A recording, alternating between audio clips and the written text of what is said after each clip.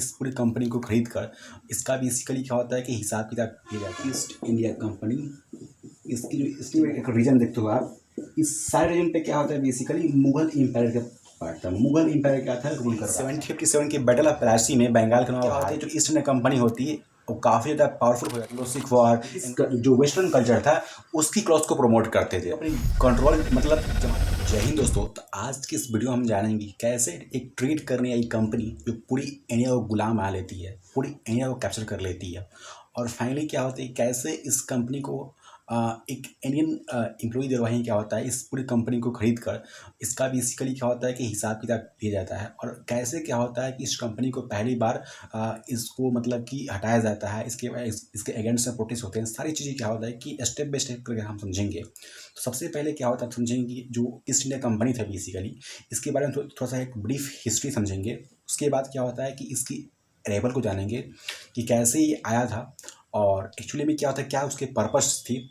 उसके बाद हम समझेंगे कि जो उस समय क्या होता है कि इंडिया में जो था क्या सिचुएशन था, इंडिया में क्या सिचुएशन था उस समय, और फाइनली समझेंगे कि कैसे क्या होता है कि जो ये कंपनी था वो पूरी इंडिया के टेरिटरी पे गैन करता है, अपनी कंट्रोल जमाता है, और फाइनली क्या होता है लास्ट समझेंगे कैसे इस कंपनी को बेसिकली क्या होता है कि जो इंडियंस लोग होते हैं वो मतलब क्या होता है कि वो अपोज करते हैं, उसके खिलाफ प्रोटेस्ट करते हैं, और फाइनली क्या होता है कि जो कंपनी होता है वो ब्रिटिश क्राउन गवर्नमेंट के अंतर्गत चेंज हो जाता है। वहीं से क्या होता है कि British colonial rule, full fledged rule जो होता है इंडिया में स्टेबलाइज होता है। फर्स्ट ऑफ ऑल इसकी अगर हम हिस्ट्री को जाने तो इसकी जो एस्टेब्लिशमेंट थी ईस्ट इंडिया कंपनी, इसकी जो एस्टेब्लिशमेंट थी वो 21 दिसंबर 1600 में हुई थी। और उस समय क्या होता है कि जो इस कंपनी की जो हेड क्वार्टर थी वो ब्रिटेन में थी, लंदन में। और इस कंपनी का उस समय नाम तो जो था company government and company of merchants for trading into the east one. ये जो कंपनी था बेसिकली इसका पर्पस यही था कि ईस्ट जो इंडीज़ होते हैं आज के समय में, मतलब कि ईस्ट इंडिया बोल सकते हो आप, जैसे कि सब कॉन्टिनेंट में, जैसे इंडिया आ गया, चाइना आ गया, अदर्स म्यांमार आ गया, नेपाल भूटान आ गया, ये सारे देश है, एंड आप इंडोनेशिया तक कह सकते हो, हॉन्गकॉन्ग तक कह सकते हो। उस समय क्या था, मेन पर्पस यही था कि यहाँ पे जाके क्या होता है कि ट्रेड करना। अब होता क्या है कि क्वीन, अब इसके लिए क्या होता है कि उनके लिए क्या होता है कि अप्रूवल चाहिए होता है। तो क्या होता है कि उस समय की जो महारानी थी ब्रिटेन में, क्वीन एलिजाबेथ फर्स्ट, तो उनसे क्या होता है कि ये लोग साइन कराते हैं। इनमें जो टोटल थे 125 वेल्दी मर्चेंट्स थे। कितने थे? 125 वेल्दी मर्चेंट्स, काफ़ी पैसे वाले थे, जो कि क्या करते हैं उस समय की रानी क्वीन एलिजाबेथ से साइन करवाते हैं, और वहाँ से ट्रेड करने के पर्पज़ से क्या होता है कि वो ईस्ट इंडीज़ में आते हैं। अब शुरू में क्या होता है कि उनका जो मेन पर्पज़ था वो ईस्ट इंडिया में, मतलब कि जो इंडिया में आने का कोई भी मतलब कि कोई मोटिव नहीं था। सबसे पहले क्या होता है कि वो इंडोनेशिया में जाते हैं, तो वहाँ पहले से ही क्या होता है कि डच, पुर्तगीज़ और जो भी अदर्स थे, यूरोपियन जो भी थे पर्सन थे, वो क्या होता है कि ट्रेड कर रहे होते हैं। तो उनका जो एक तरह से जो दबाव था, जो इन्फ्लुएंस था पूरे जगह पे था। तो कहीं ना कहीं क्या होता है कि ये जो थे बेसिकली वो वहाँ कम्पीट नहीं कर पाते हैं, और फाइनली क्या होता है कि उनको वहाँ से भगा दे दिया जाता है। और वहाँ से क्या होता है कि जब वो 16th सेंचुरी में क्या होता है कि वो इंडिया में एबल होने की कोशिश करते हैं। लेकिन उस समय हम इससे पहले बात करें तो उस समय क्या होता है कि हमारे इंडिया की जो क्या कंडीशन थी इसको पहले थोड़ा सा जान लेते हैं। तो देखिए उस समय क्या था हमारे इंडिया में उस समय क्या था कि 16th सेंचुरी में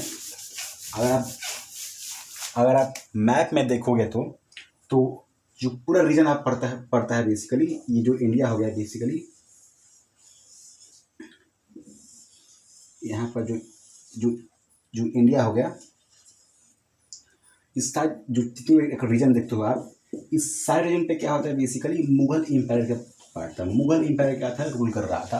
1658 से ही क्या होता है कि जो मुगल इंपायर थे, जो उसके शासक थे, वो ओवर क्या होता है, आज सक्सेसर क्या होता है कि वो यहाँ पे इस सारे रीजन में रूल कर रहे होते हैं। और फाइनली क्या होता है कि एक ऐसा समय, तो उस समय क्या था कि वो प्रॉपर लोकेशन की तलाश में थे जहाँ से क्या होता है कि उनकी प्रॉपर तरीके से ट्रेडिंग हो सके। इसलिए क्या होता है कि उस वो चूँकि लैंड से तो जगह नहीं था, तो उस समुद्र के यहाँ से क्या होता है कि जो अभी जो भी क्या होता है कि आप समुद्री इलाका देख सकते हो, यहाँ पे सारी जो भी है इंडियन ओशन के साथ जो बे ऑफ बंगाल था, सारे रीजन पे क्या होता है बेसिकली यहाँ पे क्या होता है ट्रेड करने की कोशिश करते हैं। और सबसे पहले क्या होता है कि गुजरात की सूरत के पोर्ट पे आते हैं, उसके बाद क्या कहते हैं कि उसके बाद मुंबई में आते हैं, फिर से कोलकाता में आते हैं। इन सारे जगहों पे क्या होता है कि अपने जो होता है पोस्ट स्टेबलाइजमेंट मतलब कि अपने पोर्ट को स्टेबलाइज करते हैं, यहाँ पर वो आते हैं। अब वहाँ पे आते हैं तो क्या होता है कि एज उनका मेन पर्पस यही था कि ट्रेड करना, लेकिन एक्चुअली में क्या था उनका जो पीछे का जो मोटिव था वो बहुत मतलब कि वो बुरा था कि मतलब क्या उनको मतलब कि था कि हाँ कैसे भी करके जो इन्फ्लुएंस था उन आप जो अपने टेरिटोरी थी, जो जो प्रेशर था, जो दबाव था, जो इन्फ्लुएंस था पूरी पूरी मतलब टेरिटोरी पे मतलब कि बढ़ाना।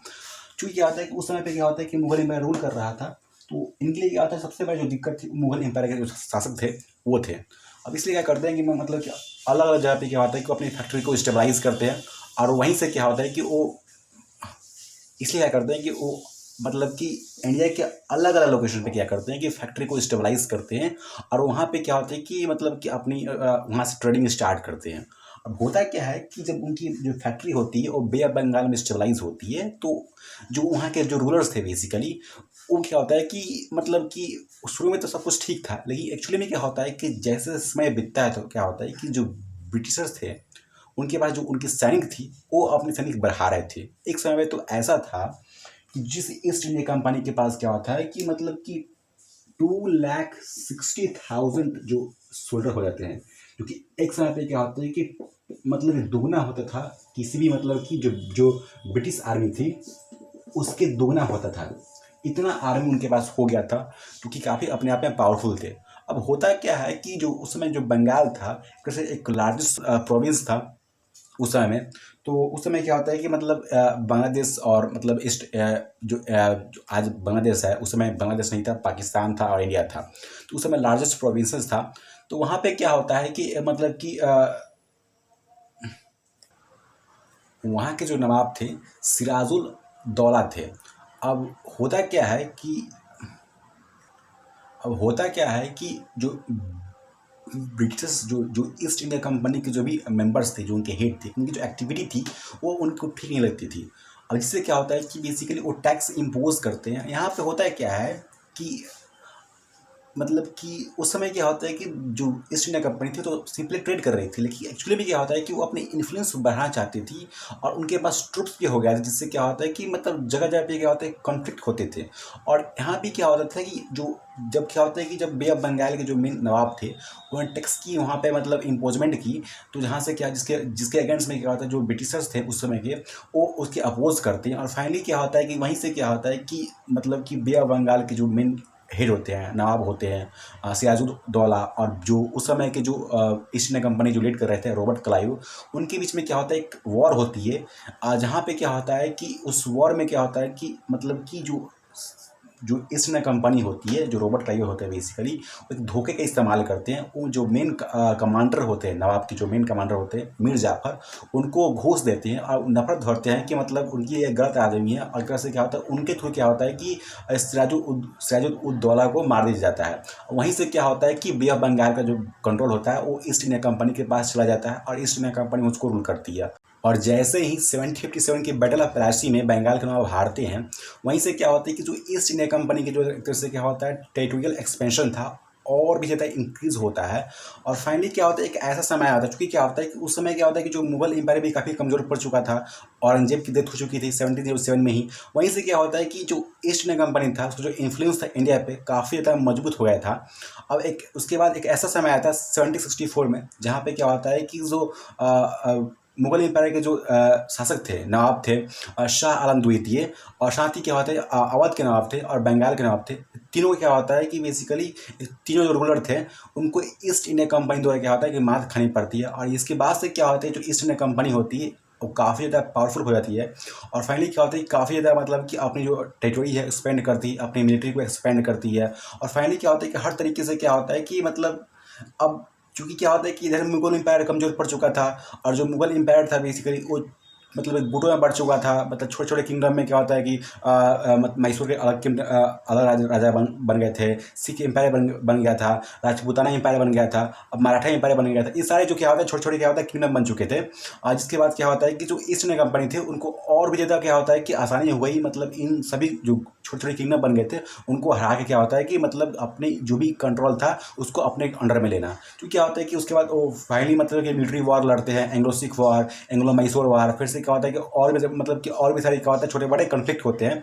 इसके बाद से क्या होता है कि जो ईस्ट इंडिया कंपनी थी इंडिया में बहुत ज़्यादा पावरफुल हो जाती है। और फाइनली क्या होता है कि बेसिकली जो पॉलिटिकल कंट्रोल के बाद क्या होता है कि अब आई आती है इकोनॉमिक की। तो उस समय क्या होता है कि जो इंडिया की जो इकोनॉमिक थी वो मतलब वो काफ़ी पुअर थी। जो क्या होता है कि जो उस समय जो इंडिया था एक काफ़ी मतलब उस समय काफ़ी भुखमरी थी। हम मतलब ग्लोबल मतलब ग्लोबल में क्या होता है कि हर तरीके से आप देख सकते हो कि किस तरीके से क्या होता है कि वर्ल्ड में मतलब कि एक ग्रेट डिप्रेशन था। तो उस समय भी क्या होता है कि जो इंडिया की कंडीशन थी उतनी अच्छी नहीं थी। और इंडिया में हर तरीके क्या होता है कि मतलब लोगों को काफ़ी दिक्कतें होती थी। लोग जो लोगों के पास पैसे नहीं थे कि लोग मतलब वो काम कर पाए, मतलब अपने लिए अनाज जुटा पाए। इसलिए क्या होता है कि मतलब वो जो ब्रिटिशर्स थे वो क्या करते हैं कि मतलब मौका देखते हैं और जो भी क्या होता है कि इंडिया में इंडस्ट्रीज़ होती है उसको सबसे पहले क्या होता है कि वो डिस्ट्रॉय करते हैं। जो भी इंडस्ट्री होती है उसको डिस्ट्रॉय करते हैं, ठीक है। अब क्या करते हैं कि डिस्ट्रॉय करने के बाद क्या होता है कि अपनी अपनी जो इंडस्ट्री होती है उसको स्टेबलाइज करते हैं। और जो भी क्या होता है कि इंडियन कल्चर के जो भी फूड्स होते थे, जो भी क्लॉथ्स होते थे, उसको क्या होता है कि वो प्रमोट नहीं करते थे। अपनी जो ब्रिटिश जो वेस्टर्न कल्चर था उसकी क्लॉथ को प्रमोट करते थे।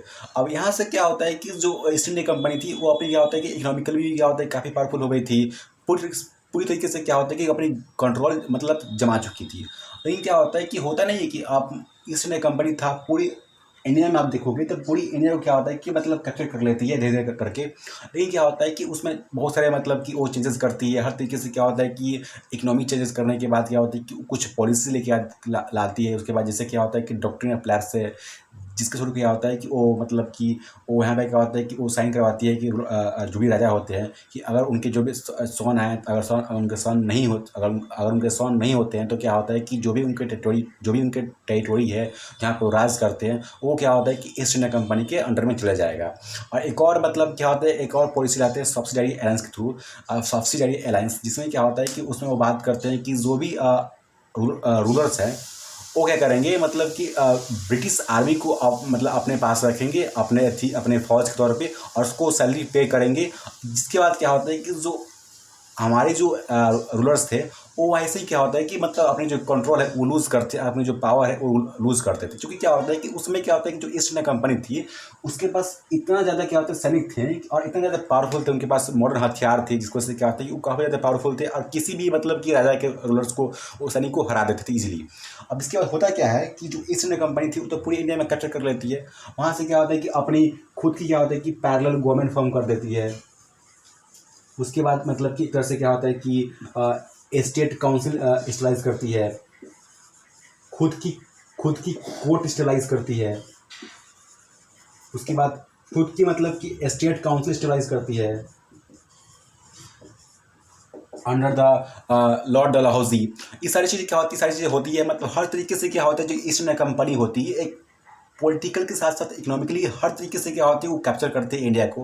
लेकिन फाइनली क्या होता है कि ऐसा चलता है मतलब कि और जो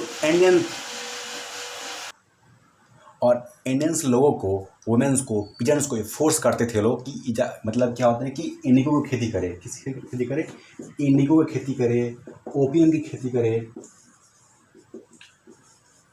कॉटन की खेती करे। ये सारी चीज़ों की क्या होती है कि वो खेती करे मतलब खेती करने के लिए फोर्स करते थे जिससे क्या होता है कि उनकी कमाई हो बाहर के देशों में क्या होता है सारी चीज़ों को ले जाया जाता है बीसी और वहाँ से पैसे कमाए। यहाँ से क्या होता है कि सारी चीज़ चलती है। लेकिन इसके बीच क्या होता है काफ़ी सारे प्रोटेस्ट भी होते हैं। लेकिन हालांकि क्या होता है कि बार बार क्या होता है कि चूँकि ब्रिटिश आर्मी काफ़ी पावरफुल थी तो वो क्या होता है कि बार बार क्या होती है कोई भी जो छोटा मोटा रेवोल्यूशन होता कॉन्फ्लिक्ट होता तो उसको आसानी से क्या होता है कि उसको सप्रेस कर देती या फिर सुलझा देती थी। अब होता क्या है कि मतलब कि ऐसे कर करके क्या होता है कि ब्रिटिश ईस्ट इंडिया कंपनी होती है वो रूल कर रही होती है। लेकिन समय आता है 1857 में जहाँ सबसे पहले क्या होता है एक मतलब कि एक पहली बार स्ट्रॉन्ग आवाज़ उठी थी ब्रिटिश ईस्ट इंडिया कंपनी के अगेंस्ट में। लेकिन क्या होता है कि चूँकि क्या होता है कि इंडियन की आवाज़ में एकता नहीं थी, जिसकी वजह से क्या होता है कि ईस्ट इंडिया कंपनी के जो जो जो भी क्या होता है कि मतलब कि जो भी हेड होते हैं, फिर क्या होता है जो भी हमारे सैनिक होते हैं, जो फ्रीडम फाइटर्स होते हैं, ज़्यादा कुछ नहीं कर पाते हैं और फाइनली क्या होता है कि इनको ये मतलब कि सप्रेस कर दिया जाता है। लेकिन क्या होता है कि जो मोमेंट था पहली बार काफ़ी ज़्यादा सेंसेशन था, काफ़ी पावरफुल था और ये जो ईस्ट इंडिया कंपनी थी इसके लिए काफ़ी ज़्यादा चिंता का विषय था। अब यहाँ पर होता है क्या है कि सबसे पहले इस वॉर में मतलब कि बहुत सारे मतलब कि जो फ्रीडम फाइटर्स होते हैं वो लड़ते हैं। रानी लक्ष्मीबाई लड़ती है, मंगल पांडे लड़ते हैं, सारी चीज़ें मतलब क्या होती है, सारी चीज़ें होती है और यहीं से क्या होता है, सबसे पहले क्या होता है कि आज़ादी की जो चिंगारी थी, जो एक तरह से हुंकार था, यहीं से स्टार्ट हुआ था और फाइनली क्या होता है कि एक ऐसा समय आता है जहाँ से क्या होता है कि पूरी ब्रिटिश ईस्ट इंडिया कंपनी को अपना कंट्रोल लूज करना पड़ता है और इसकी जो पूरी कंट्रोल होती है, क्योंकि इतना दबाव था इंडिया में, इतना जगह जगह मतलब कि दंगे हो रहे थे, जो रिवोल्यूशन हो रहे थे, इसकी वजह से क्या होता है कि जो पूरी कंट्रोल था ईस्ट इंडिया कंपनी को, वो ब्रिटिश गवर्नमेंट को अपने खुद के कंट्रोल में लेना पड़ता है और वहीं से क्या होता है कि ऑल ओवर इंडिया पे क्या होता है कि ब्रिटिश क्राउन रूल का स्टेबलाइजमेंट होता है और यहीं से क्या होता है 1947 तक क्या होता है कि ब्रिटिश जो गवर्नमेंट होती है रूल करते हैं इंडिया पे और इंडिया एज ए कॉलोनी वहाँ पे मतलब गुलाम रहता है ब्रिटिशर्स के। तो ये था आज का वीडियो। आई होप आप लोग को पसंद आया होगा।